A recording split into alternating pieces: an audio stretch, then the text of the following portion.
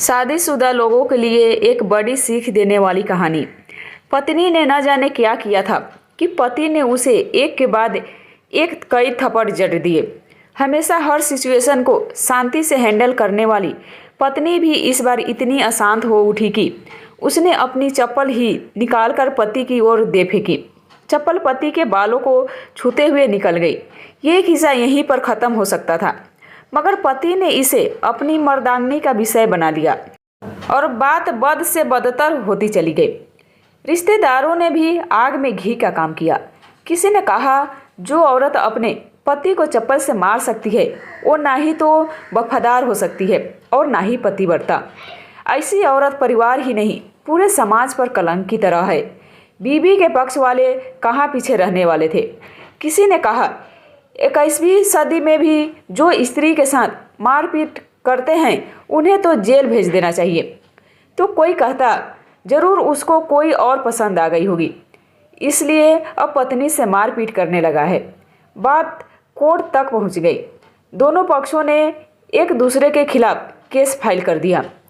पति ने चरित्रहीन होने का तो पत्नी ने दहेज और शारीरिक उत्पीड़न का आरोप लगाया। 2 वर्षों से अधिक समय के लिए केस चला था। इन 2 वर्षों के दौरान दोनों पति पत्नी अलग अलग रहे थे। इन 2 वर्षों के दौरान दोनों पक्षों के समर्थकों की संख्या कम हो गई थी। पहले जहां दोनों पक्षों में समर्थकों का समूह होता था, अब गिने चुने लोग रह गए थे। पति और पत्नी दोनों की आर्थिक स्थिति भी इस समय के दौरान नीचे गिर चुकी थी, जिन्हें वो अपना शुभचिंतक समझ रहे थे। पैसों की बात आते ही उन्होंने भी अपना पलड़ा झाड़ लिया था। अगर कोई देने को राजी भी हुआ तो मोटे ब्याज की शर्त पर। आखिरकार वही हुआ जो सब चाहते थे, डाइवोर्स। हर कोई खुश था, दोनों पक्षों के रिश्तेदार, उनके माता पिता और दोनों के वकील। लेकिन 5 साल की सुखद शादी और एक सुंदर बेटी होने के बाद मिले इस डाइवोर्स से पत्नी मुक्त थी और पति शांत।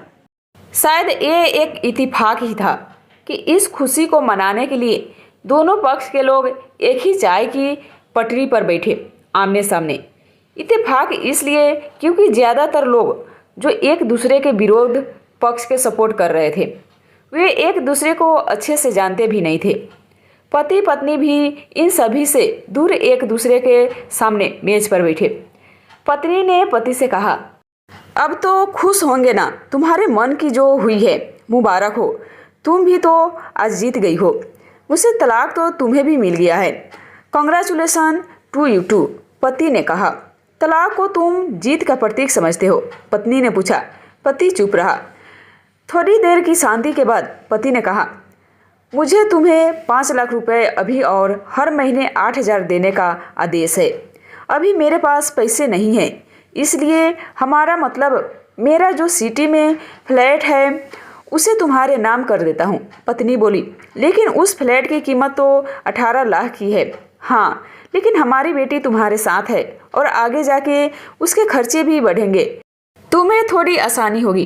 पति ने कहा, नहीं नहीं, मुझे सिर्फ 5 लाख ही देना, और तुम हर महीने 8,000 तो देने ही वाले हो। मैं मैनेज कर लूँगी। अगर 5 लाख नहीं है तभी कोई बात नहीं। पत्नी बोली। दोनों फिर से शांत हो गए। पति सोचने लगा, कितनी भोली और समझदार है ये औरत, जो कुछ समय पहले तक मेरी पत्नी थी और अब अनजान। ये वही है जो कम से कम खर्चे में घर चलाती और पैसे बचाकर मेरे जन्मदिन और बर्थडे पर हमेशा मेरे लिए नए कपड़े खरीद लाती। कभी बीमार भी हो जाती तो पैसे बचाने के लिए मुझे मालूम न होने देती और घरेलू नुस्खे से अपना इलाज कर लेती। मगर घर में कोई और बीमार होता तो तुरंत डॉक्टर के पास लेकर जाती। मेरी ही मती मारी गई थी। मैं ही अपनी झूठी मर्दांगनी के चक्कर में इतनी बड़ी गलती कर बैठा। पत्नी के दिमाग में भी उथल पुथल चल रही थी। अभी भी वैसा का वैसा ही है। पहले भी खुद से ज़्यादा हमारे बारे में सोचता था और अभी वही कर रहा है। ये वही आदमी है जो मुझे एक्सीडेंट से बचाने के लिए खुद मोटरसाइकिल के आगे कूद पड़ा था और अपनी उंगलियां तुड़वा बैठा था। पता नहीं कौन सी मनहूस घड़ी में मैं झगड़ा कर बैठी। पति ने मौन तोड़ते हुए पूछा, अब तुम्हारे कमर का दर्द कैसा है? ज़्यादा तकलीफ तो नहीं होती? पत्नी हल्का सा मुस्कुराई और बोली, अभी भी होता है। अब तो पेट में भी क्रैम्प्स उठते हैं। वो तो होगा ही, तुम योगा या कसरत भी तो नहीं करती हो। अब किसी गायनोकोलॉजिस्ट को जरूर दिखा देना। पति ने कहा, तुम बताओ, तुम्हारा अस्थमा कैसा है अब?